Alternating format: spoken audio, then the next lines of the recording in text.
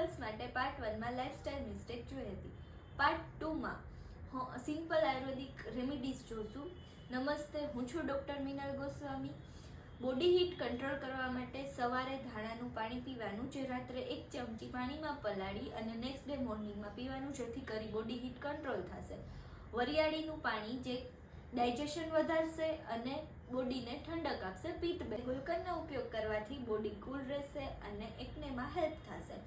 Face પેકના ઉપયોગ કરી શકો છો, જેમાં મુલતાની મીટી પ્લસ રોઝ વોટર, જે વીકમાં 2 વાર યુઝ કરી શકો છો. તેનાથી એક્સ્ટ્રા ઓઇલ એબ્ઝોર્બ થશે અને પોર્સ ક્લિયર થશે.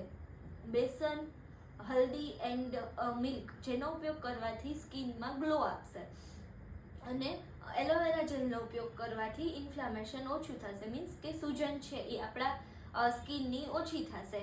અને આ રીતે તમે આયુર્વેદિક હોમ રેમેડીઝ ટ્રાય કરી શકો છો. અને વધારે માહિતી મેળવવા માટે ફોલો કરો અને લાઈક કરો. Thank you.